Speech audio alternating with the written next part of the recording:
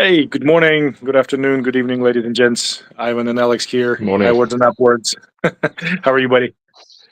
Yeah, I'm good. How are you going? You look like you're Yeah, outside in the not tropics this morning. yeah, it's pretty miserable this morning, but the view is pretty nice, though. Um, yeah, you watching the game?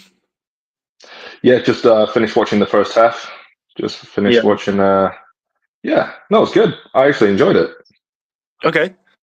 Yeah, no, it was a bit of a comedy of mistakes. I don't know Yeah, whether of it's course. whether it's wind or the conditions.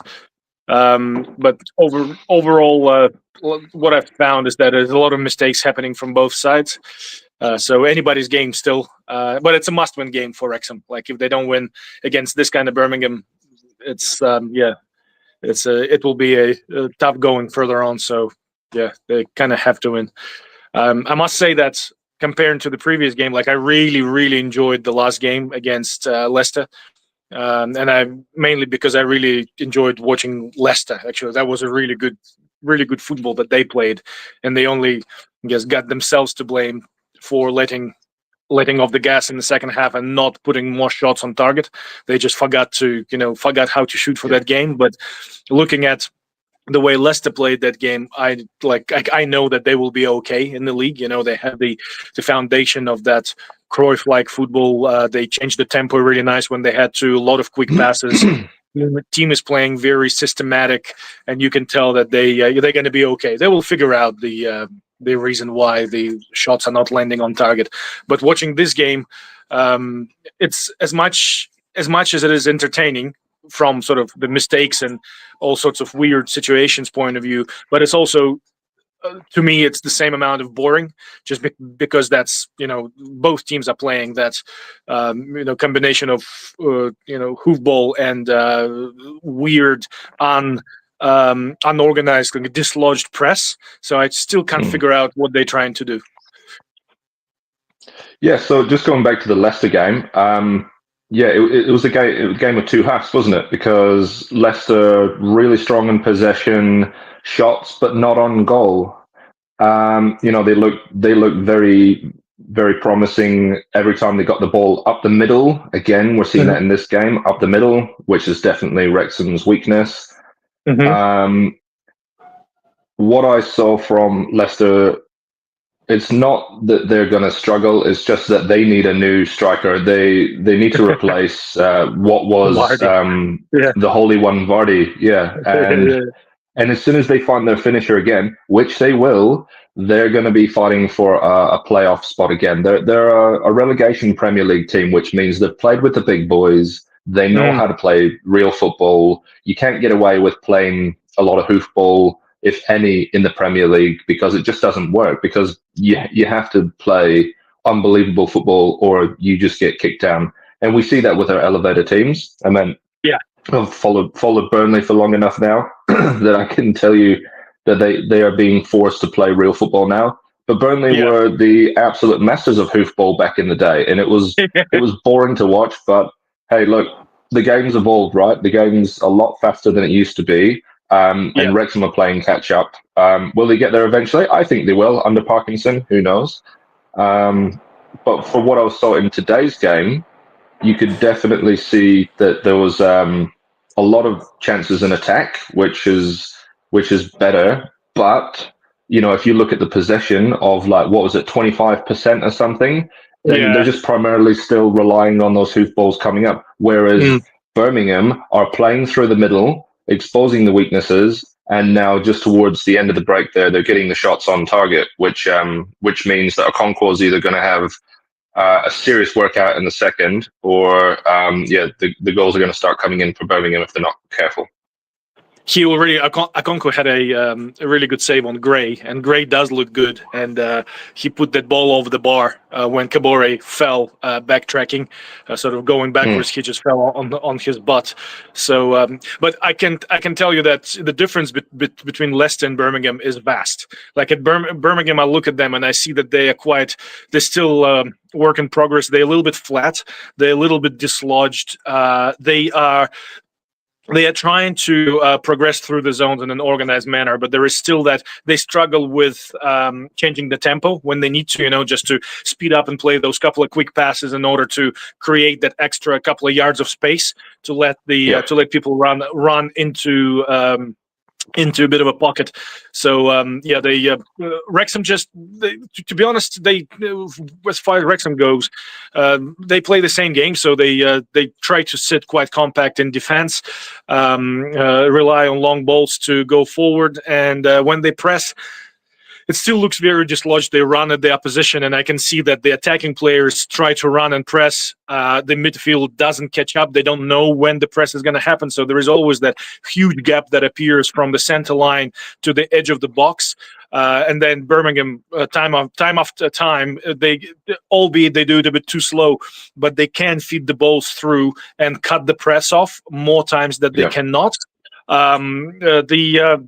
The way that Birmingham made a couple of very big mistakes and gave Wrexham the ball away in the most dangerous place. O'Brien had to score, win this, even though he was offside, has to put the ball on the target. So I don't know. I don't quite understand why they can't finish those big chances.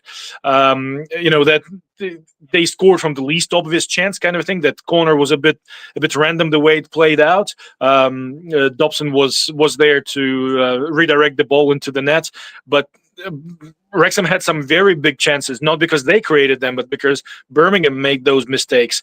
And it's just surprising the players couldn't finish it, couldn't even make it.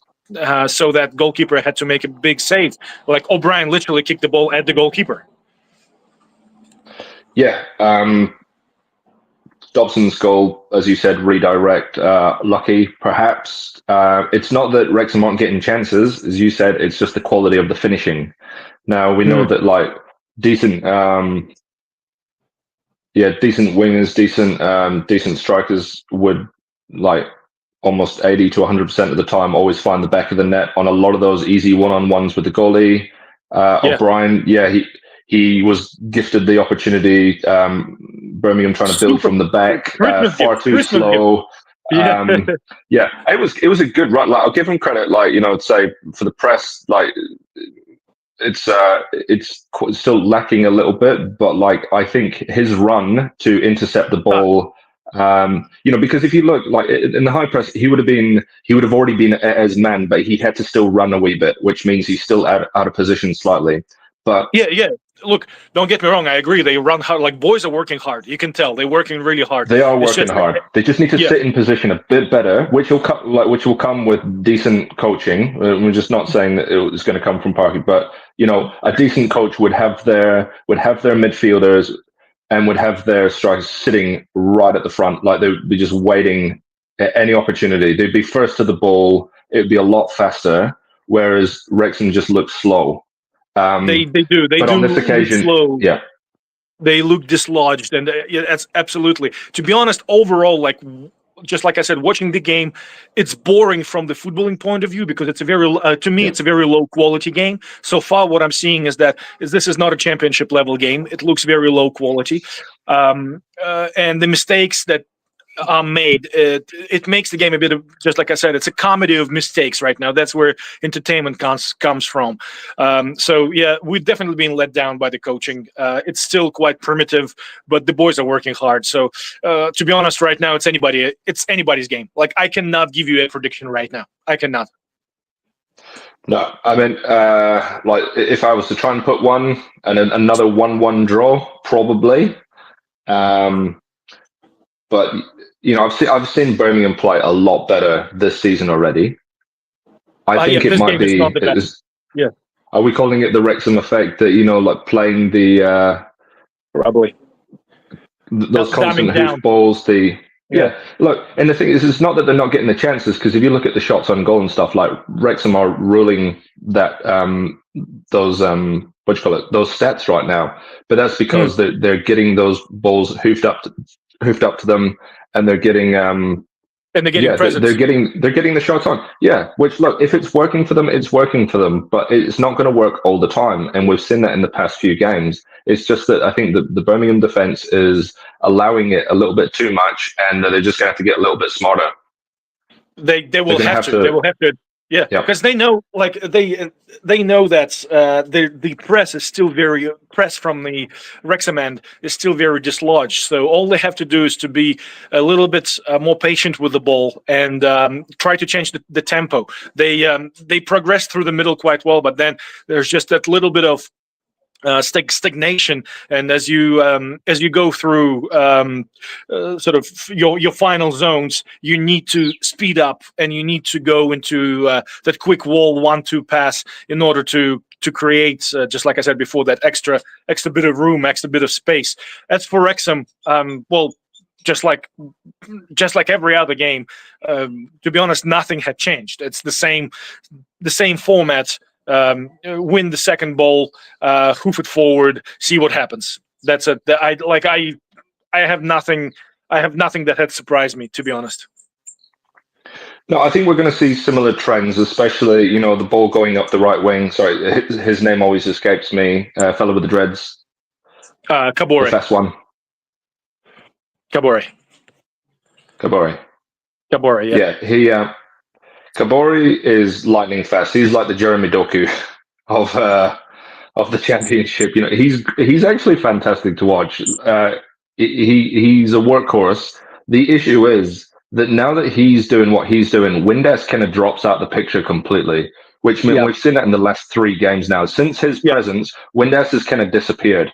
And I think now he's going to have to rethink where that extra man is sitting, because as soon as Kabore gets the ball, he is just like, look, it's good that he knows that he can't play it up to Windass because Windass is now sitting out of position. So he's always crossing it to O'Brien and to Kiefer. And that's where all the goals are coming. That's where the goals are coming now, which is working, but it's not reliable. I agree with you 100%. Kabore stands out. Broadhead, when he was subbed last game, stands out. Windass stands out. But all those players that are standing out right now and that we noticed, they all come from footballing teams. They come from possession-based systems. And right now, what they find themselves, they are castrated by this primitive lack of setup going through the zone. So every time they get the ball and they do beat their player, their opponent one-on-one, because they don't have that extra bit of system to help them out, they always have to stop, slow down, and find the person instead of automatically knowing where the guy is going to be.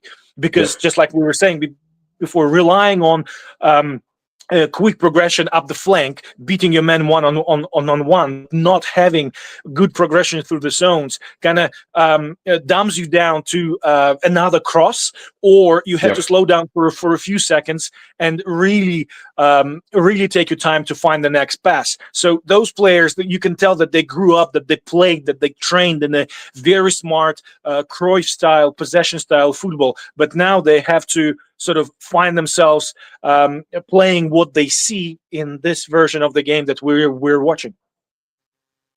All right. No, thank you for that, Lodan. So we're going to probably end it there because the game is back on, and not to put any spoilers, but we are all level. Yeah, just see. There you go. So it looks like your prediction comes true. All right, buddy. Thank you so much. If you have another 10 minutes after the game, let's jump in again. Yeah, I think so. A post-game review would be kind of good because this is going to be the game of 2 halves, I believe. Okay. Yep. All right, Thank buddy. you, Thank you and so enjoy much. the rest of the game. Okay. See you soon. Bye-bye. Okay.